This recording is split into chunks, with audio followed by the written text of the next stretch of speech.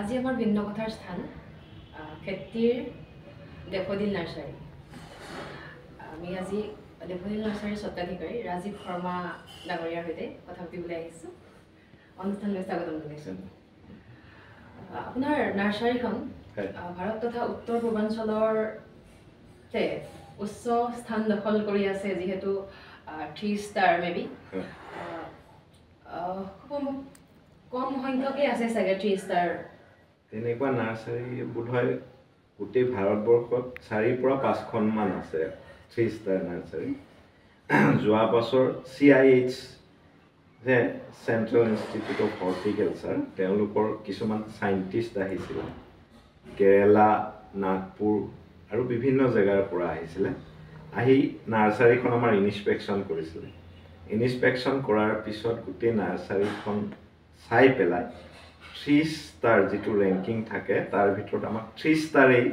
দিলে, যিটো আমাৰ বাবে খুব গৌৰৱৰ কথা। মই ভাবোঁ অসমৰ বাবে এটা গৌৰৱৰ কথা এইটো। আপোনাৰ মনলৈ কেনেকৈ আহিল মানে নাৰ্চাৰী এখন গঢ়ি তোলা কথাটো? নাৰ্চাৰীখন গঢ়ি তোলা কথাটো একচুৱেলি মোৰ দেউতা মানে প্ৰকৃতি প্ৰেমী আছিলে। দেউতা প্ৰধান শিক্ষক আছিলে ডিমৰীয়া হাইস্কুলৰ। তেখেতে স্কুলখন যেনেকৈ গঢ় দিছিলে, মধুৰিৰ বাগান আছিলে, জামুৰ বাগান আছিলে, আনাৰসৰ বাগান আছিলে, খেতি পথাৰ আছিলে, যিখন হয়তো গোটেই অসমতেই বিৰল। আৰু তেখেতে সকলো সময়তে গছৰ লগত লাগি আছিলে, যিটোৱে আমাক সৰুৰ পৰাই উদ্বুদ্ধ কৰিছিলে যে আমিও গছৰ লগত জড়িত হৈ পৰিলোঁ। বৰ্তমান গোটেই ক্ষেত্ৰীয় অঞ্চলত বহুত বেছিয়ে হৈছে বাৰু। ক্ষেত্ৰীয় অঞ্চলটো চাগে নাৰ্চাৰীৰ বাবেই বিখ্যাত। বৰ্তমান আপোনাৰ ইয়াতে কিছু সংখ্যক ল'ৰা ছোৱালীয়ে প্ৰশিক্ষণো লৈ আছে বুলি শুনিবলৈ পাইছোঁ। কিমান ল'ৰা ছোৱালী আছে বৰ্তমান মানে আগ্ৰহী যুৱক যুৱতী? আমি বেটছ ৱাইজ বহুখিনি ট্ৰেইনিং ইতিমধ্যে কমপ্লিট কৰিছোঁ আৰু গোটেইখিনিয়ে খুব ভাল পাইছে আমাৰ ইয়াত প্ৰশিক্ষণ লৈ পেলাই। দিল্লী ইউনিভাৰ্চিটিৰ পৰা পাছ কৰা 2জন ল'ৰা আহিছিলে। তেওঁলোকে ইয়াত প্ৰশিক্ষণ লৈ পেলাই এতিয়া ফাৰ্মিং কৰি আছে, নিজাকে ফাৰ্মিং কৰিছে, তেওঁলোকে ফিচাৰী কৰিছে, তাৰ ছাইডত গোটেই হৰ্টিকালচাৰ মানে খেতি আৰম্ভ কৰিছে। তেওঁলোকে হাইলি ছেটিছফাইড ইয়াত প্ৰশিক্ষণ লৈ পেলাই। তেওঁলোকে কেনেকৈ বাডিং কৰিব লাগে, কেনেকৈ গ্ৰাফটিং কৰিব লাগে, কেনেকৈ মানে লিপ বাডিং কৰিব লাগে, এই সকলোবোৰ আমাৰ পৰা শিকি পেলাই নতুনকৈ এখন ফাৰ্মৰ ষ্টাৰ্ট কৰিছে। তাৰোপৰি গুৱাহাটী ইউনিভাৰ্চিটিত পঢ়া বহুত ল'ৰা আহিছে, আহি পেলাই তেওঁলোকে ট্ৰেইনিং লৈছে, লৈ পেলাই এইবিলাক শিকি পেলাই তেওঁলোকে নিজাকৈ ফাৰ্ম আৰম্ভ কৰিছে। সেইটোৱে আমাক বেছিকৈ উৎসাহিত কৰে। বৰ্তমান আপোনালোকৰ যিবিলাক অনুষ্ঠান প্ৰতিষ্ঠান আমাৰ চৰকাৰেও পাতে বা বিভিন্ন প্ৰাইভেটকেও কিছুমান পাতে, তাতো আপোনালোকে ডেকৰেশ্যনৰ কাৰণে যায়? হয় হয়, আপুনি জানি ভাল পাব, মই একুলেণ্ডখন যেতিয়া মই ষ্টুডেণ্ট আছিলোঁ, মাষ্টাৰ ডিগ্ৰী কৰি আছিলোঁ, তেতিয়াই মই একুলেণ্ডখন ডিজাইন কৰি পেলাই মোৰ নিজৰ কনচেপ্টত গছ দি গোটেইখন বনাইছিলোঁ তেতিয়া 2000 হয় 2000 চনত। তাৰপিছত আকৌ শ্ৰদ্ধাঞ্জলি কানন, ৰয়েল গ্লোবেল স্কুল, এইবিলাকতো আমি প্লেণ্টেশ্যন কৰাই পেলাই সজাই দিছোঁ। ইয়াৰ এই ধৰণে বিভিন্ন জেগাত আমি প্লেণ্টেশ্যনৰ কাম কৰিছোঁ। এতিয়া এয়াৰপৰ্টলৈ যোৱা যিটো ৰাস্তা আছে, তাত আপুনি গ'লে দেখিব এটা টাৰ্মেনেলিয়া বুলি গছ আছে। সেই গছটো মানে আমি লগাই দিছোঁ, যিটোৱে খুব ধুনীয়া এটা ডেকৰেশ্যন আনি দিছে গোটেই ৰাস্তাটোত। আজিও এডভান্টেজ আছামৰ কাৰণে, যিখন প্ৰাইম মিনিষ্টাৰ থাকিব যিটো জেগাত, তাৰ মানে ডেকৰেশ্যনটো আমি কৰাই আছোঁ সেই জেগাটো। সুন্দৰ। আৰু এই গছবিলাক বহুত মানে মানে কেইবাটাও প্ৰজাতিৰ একলগ কৰিব পৰা যায়। হয়, আজিকালি গ্ৰাফটিং পদ্ধতিৰে আমি ধৰক বগনভিলিয়া এডালে আমি 4-5টা কালাৰ জইন কৰি পেলাই বনাব পাৰোঁ। তেনেকুৱা বগনভিলিয়া আমাৰ পিছফালে আছে, যিবিলাকৰ মাৰ্কেট ভেলু বহুত বেছি। তেনেকৈ আজিকালি আমি নতুন কিছুমান পদ্ধতিৰে ধৰক খেতি আৰম্ভ কৰিব লাগে, যিবিলাক আমাৰ নতুন জেনেৰেশ্যন আছে। আমি তেওঁলোকক ব্যৱহাৰিক জ্ঞান দিব লাগে। আমি খালি ৰুমটোত আবদ্ধ কৰি তেওঁলোকক খালি কিতাপ পঢ়ি পেলাই যে তেওঁলোকে কিবা এটা হ'ব তেনেকুৱা নহয় আমি সৰুৰ পৰা তেওঁলোকক ব্যৱহাৰিক জ্ঞান দিব লাগিব যিটোৱে তেওঁলোকৰ যিটো ভৱিষ্যত সেই ভৱিষ্যতটো উজ্বলাই তুলিব তেনেকুৱা আমি কাম কৰিব লাগিব মানে এই গছবিলাকৰ দাম মানে কিমানৰ পৰা কিমানলৈকে আছে মই শুনিছো বহুত বেছি আপুনি আমাৰ ইয়াত 10 টকাৰ গছো পাব 8 লাখ টকাৰো গছ পাব মানে বিভিন্ন ধৰণৰ ধৰক ফাইকাছৰ বনসাই আছে তাৰ উপৰি ধৰক বেলেগ বেলেগ গছৰ বনসাই আছে এইবিলাকৰ মাৰ্কেট ভ্যালু বহুত বেছি তাৰ উপৰি আমি ফল মূলৰ দিশত বহুত গুৰুত্ব আৰোপ কৰিছো মানে আমি কিছুমান আম যিবিলাক আম আমাৰ নৰ্থ ইষ্টত ভাল হয় বহুতে বহুত আমৰ কথা কয় কিন্তু সব আমবিলাক আমাৰ ইয়াত ভাল নহয় আমি কিছুমান আমৰ ওপৰত গুৰুত্ব দিব লাগিব আমাৰ ইয়াত হিমসাগৰ আমটো নৰ্থ ইষ্টত খুব ভাল হয় সেই আমৰ আমি প্ৰডাকশ্যন কৰিব লাগে অম্ৰপল্লী আম ভাল হয় দোচেৰি আম ভাল হয় তাৰপিছত এতিয়া নতুনকৈ এটা বাহিৰৰ পৰা কেশৰ বুলি আম আহিছে যিটো দুবাৰ লাগে সেই আমটো আমাৰ ইয়াত খুব ভাল ৰিজাল্ট দিছে সেই ধৰণৰ খেতিবিলাক যদি আমি আৰম্ভ কৰোঁ তেতিয়াহ'লে আমি ব্যৱসায়িক দিশত বহুত লাভ কৰিব পাৰিম যিটোৱে আমাৰ ধৰক যিবিলাক আমাৰ ল'ৰা ছোৱালী এতিয়া মেট্ৰিক পাছ কৰিছে হাই ছেকেণ্ডাৰী পাছ কৰিছে বা মাষ্টাৰ ডিগ্ৰী কৰি একো কাম কৰিব পৰা নাই তেওঁলোকে যদি এইবিলাক ফাৰ্মিঙৰ আৰম্ভ কৰে তেতিয়াহ'লে আমাৰ নৱপ্ৰজন্মই এটা নতুন দিশত গতি কৰিব পাৰিব তাৰোপৰি মই যোৱাকালি এটা চাইছিলোঁ ভিডিঅ' চাইছিলোঁ তাত মানে ব্লুবেৰী খেতিটো আমাৰ আমেৰিকাত হয় আমেৰিকাত 98% ব্লুবেৰী মানে প্ৰডাকশ্যন হয় গোটেই ৱৰ্ল্ডত যাৰ পাৰ কিলো ভ্যালু হৈছে 1000 টকা সেই খেতিটো এজন মহাৰাষ্ট্ৰৰ খেতিয়কে কৰিছে তেওঁ ভালদৰে সাকসেসফুল হৈছে ব্লুবেৰী খেতিটো মানে কৰাৰ পিছত তেওঁ গম পাইছে যে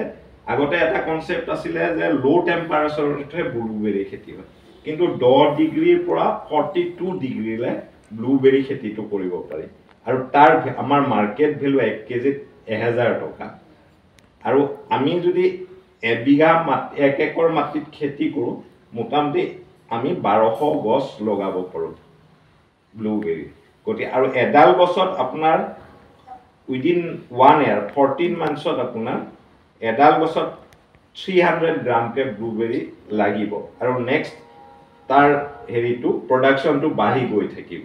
গতিকে ব্লুবেৰীটো খুব ভাল এনেকুৱা ধৰণৰ খেতিবিলাক আমি সিলেকশ্যন কৰি কৰি যদি কৰোঁ আমি বহুত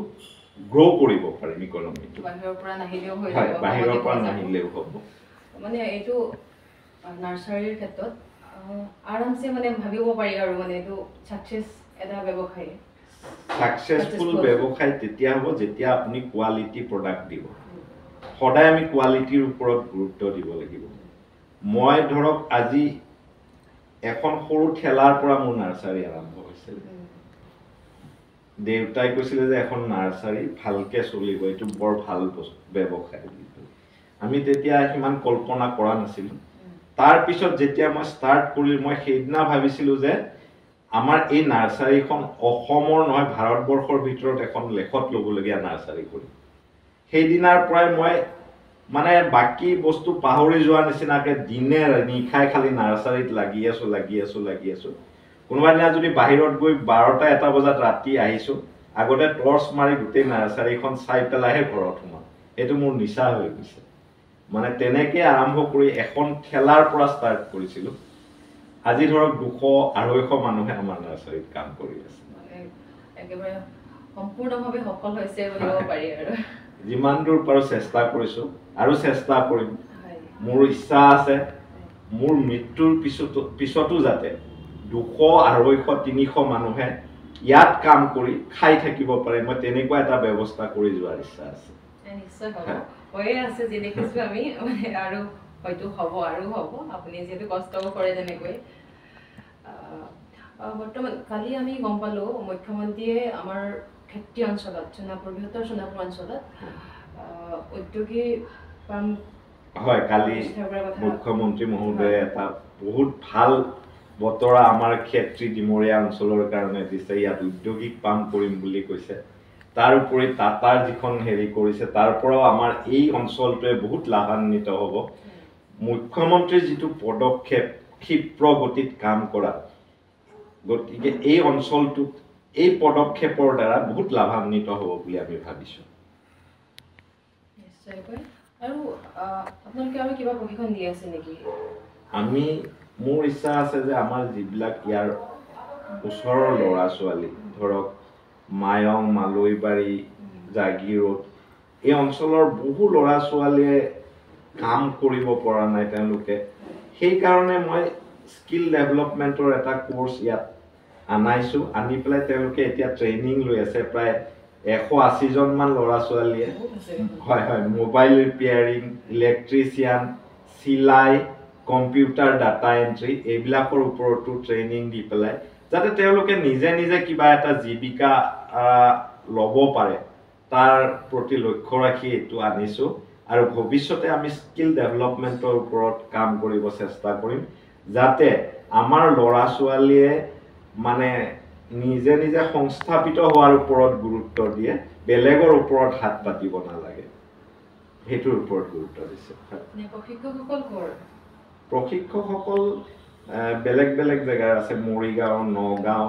ধৰক গুৱাহাটী এনেকৈ কেইজনমান আছে গোটেইবিলাকে ভালকৈ প্ৰশিক্ষণ দি আছে খুব সুন্দৰ এটা মানে নাৰ্চাৰী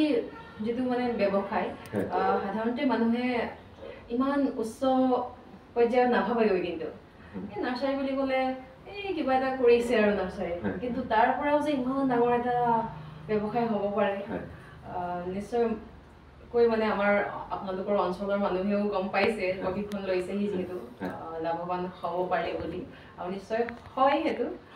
গতিকে খুব সুন্দৰ এটা পদক্ষেপ নাৰ্চাৰী ব্যৱসায়টো অসমৰ যিসকল ৰাইজে মানে কিবা কৰিম বুলি ভাবি আছে আমাৰ যুৱক চামে তেখেতলোকেও নাৰ্চাৰী ব্যৱসায়টো নিশ্চয়কৈ কৰিব পাৰে ধৰক যদি কোনোবাই মোক 20,000 তামোল কৰি পেলাই মোৰ ওচৰত বিক্ৰী কৰিম বুলি কয় আমাৰ থলুৱা ল'ৰা ছোৱালীবিলাকে আমি লৈ ল'ম তেনেকৈ বহুত ল'ৰা ছোৱালীক আমি তামোলৰ খেতি কৰিব দিছোঁ সৰু সৰু হেজৰ পুলি কৰিব দিছোঁ প্ৰায় 20-30 হাজাৰ হেজ কৰি পেলাই দিয়ে তাৰ পিছত তামোলৰ 50-60 হাজাৰ তামোল আমি একেলগে লৈ ল'ম হয় লিচি আমি নিজেও বনাওঁ তথাপি আৰু আমাক লিচি লাগে বিভিন্ন জায়গাত আমি ধৰক এতিয়া তেজপুৰ লিচিটো মাৰ্কেটিং কৰিবৰ চেষ্টা কৰিছোঁ সেইটো বাহিৰতো পঠাইছোঁ তাৰপিছত আনাৰসৰ যিটো কুইন ভেৰাইটি সেইবিলাক আমি বিহাৰত পঠাইছোঁ 50 লাখ আনাৰসৰ কুইন ভেৰাইটিটো আমি 8 বছৰমান আগতে মই বিহাৰত পঠিয়াইছিলোঁ মানে এই বস্তুবিলাক আমাৰ যিবিলাক ইয়াৰ প্ৰডাকশ্যন আমি বাহিৰত দিব পাৰোঁ আমি তাৰ স্পেচিয়েলাইজ যিটো ধৰক আগৰৰ পুলি আজি সাউথে বহুত আমাৰ পৰা পুলি লৈছে 20-25 লাখ পুলি লৈছে তেনেকুৱা ধৰণে আমাৰ ইয়াৰ যিবিলাক স্পেচিয়েলাইজ বস্তু সেইবিলাক যদি আমি ভালকৈ প্ৰডাকশ্যন কৰোঁ আৰু ভালকৈ মাৰ্কেটিং কৰোঁ তেতিয়াহ'লে আমি এখন ডাঙৰ মাৰ্কেট বাহিৰত পাব পাৰোঁ হয় আৰু এই বগৰীটো এতিয়া যিটো হৈ আছে এইটো আপোনালোকৰ ইয়াতে আছেনে আছে ফুল বগৰী আছে কেজি বগৰী আছে